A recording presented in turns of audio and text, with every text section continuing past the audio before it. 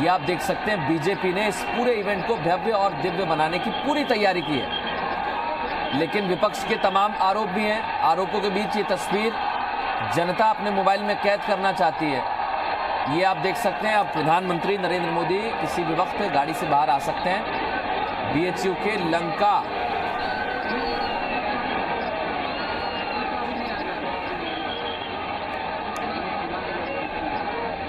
कुछ देर में प्रधानमंत्री नरेंद्र मोदी का रोड शो शुरू होगा। तो प्रधानमंत्री नरेंद्र मोदी बनारस की धरती पर और अब आगे बढ़ते हुए महामना की मूर्ति पर माल्यार्पण करेंगे। उसके बाद ये रोड शो शुरू होगा।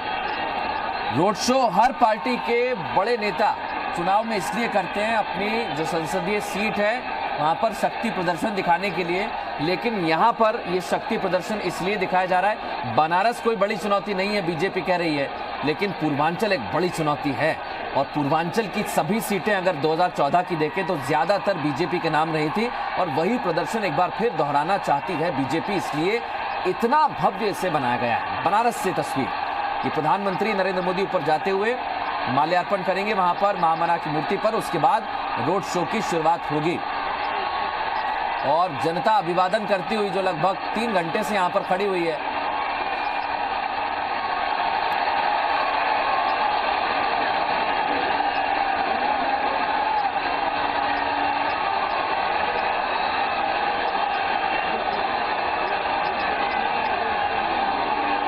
और महामना के बाद अब जनता को भी उन्होंने देखा और उनका भी झुककर अभिवादन किया। और ये उन्होंने ट्वीट करके भी पहले ही बता दिया था और कह दिया था कि प्यारे काशीवासी, मैं काशी आ रहा हूं, जनता से इतना प्यार मिला है। और चारों तरफ झुककर उन्होंने काशी की जो जनता है उनका अभिवादन किया। आमतौर पर वो हाथ हिला के अभिवादन भी करते हैं, लेकिन आज झुककर प्रणाम कर रहे हैं। अलग अलग तरह से हमें तस्वीर देखने को मिलती है। प्रधानमंत्री जिस भी शहर में जाते हैं या जिस भी इलाके में जाते हैं, एक अलग तरह का उनका नेचर। लेकिन इस वक्त जो पूरा भव्य आयोजन हम बनारस में देख रहे हैं, वो सीधे ये बताता है कि इसमें प्रधानमंत्री नरेंद्र मोदी का रोड शो बनारस में ही नहीं बल्कि पूरे पूर्वांचल को साधने की कोशिश की जा रही है।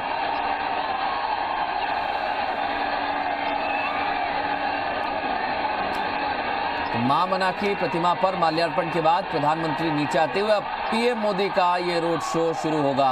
बीएचयू का गेट है ये, बनारस हिंदू यूनिवर्सिटी, और उसके बाद लंका गेट, ये वही गेट है जहां से रोड शो शुरू होने वाला है कुछ ही देर में।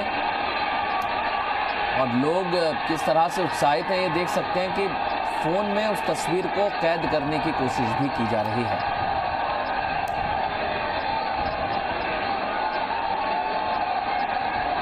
और अब प्रधानमंत्री आगे बढ़ते हुए अब यहां से उनके रोड शो की शुरुआत होगी।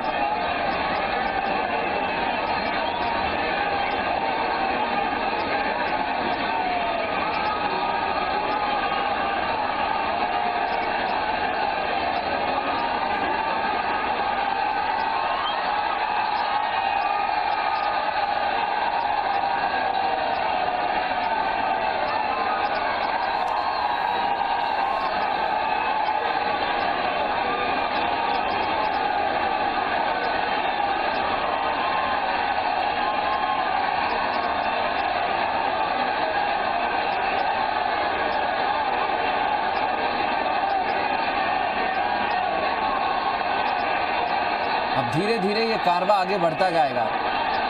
पिछली मर्तबा भी हमें यही तस्वीर देखने को मिली थी 2014 में।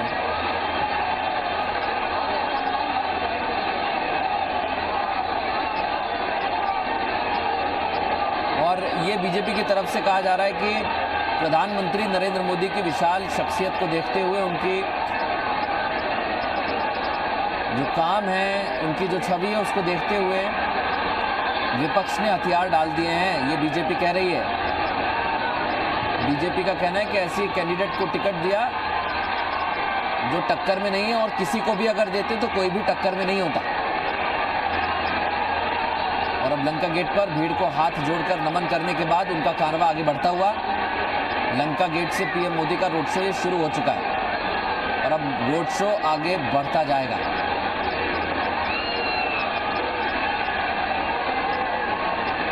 जहां तक नजर दौड़ाई जाए वहां तक ये तस्वीर हमें दिखाई पड़ रही है कि आम आदमी हैं, समर्थक हैं, बीजेपी के समर्थक हैं, सभी लोग अब इस रोड शो के साथ आगे बढ़ते हुए पीछे से कुछ और लोग भी आ गए हैं। अब यहाँ जो 3 घंटे से इंतज़ार हो रहा था वो क्षण आया, उसके बाद पीएम आगे बढ़े और जनता भी उनके साथ आगे बढ़ रही है। बनारस में आज बीजेपी ने सफल बनाने के लिए इस रोड शो को पूरी कोशिश की है। ये तस्वीर हम आपको दिखा रहे हैं और अब तो बीजेपी के कार्यकर्ता भी नज़र आ रहे हैं, टी शर्ट पहने हुए, टोपी पहने हुए, गमछा डाले हुए, पूरे वो बीजेपी के रंग में रंगे हुए हैं। उनका कहना है कि प्रधानमंत्री नरेंद्र मोदी बनारस से चुनाव लड़ रहे हैं और आज इस रोड शो को भव्य और दिव्य इसलिए भी बनाया जा रहा है क्योंकि पूर्वांचल की जो सीटें हैं वहां पर बीजेपी को अपना प्रदर्शन उसी तरह का रखना है जो उन्होंने 2014 में रखा था।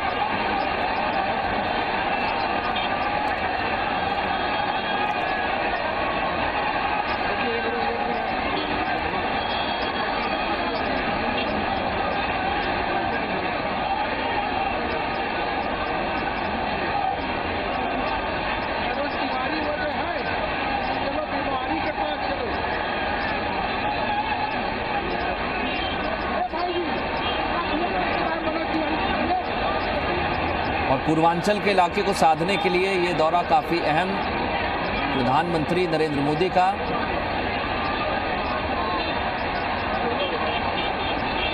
बनारस, जौनपुर, भदोही ये वो इलाके हैं जहां बीजेपी फतह करना चाहती है।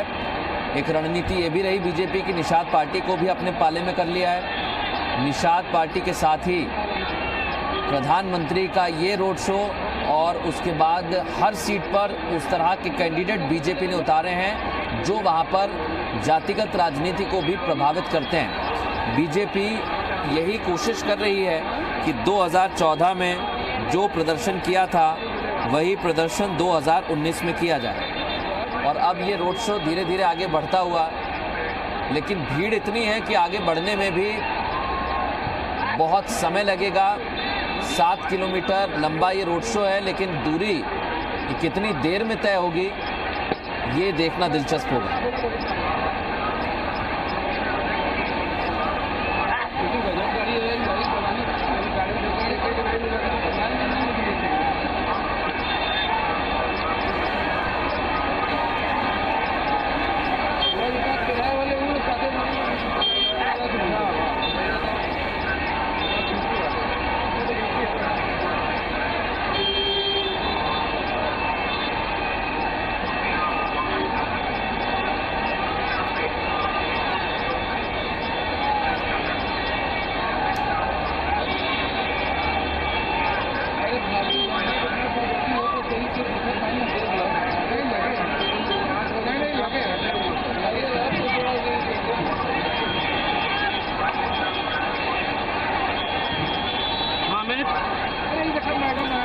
जो रोड शो गुजरेगा वहाँ से बता रहे हैं भदायनी, शिवाला, उसके बाद धीरे धीरे आगे बढ़ता हुआ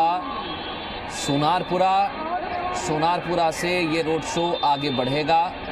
7 किलोमीटर लंबा ये रोड शो है जो प्रधानमंत्री नरेंद्र मोदी दूरी तय करेंगे। उनके साथ ये भीड़ भी आगे बढ़ती जा रही है।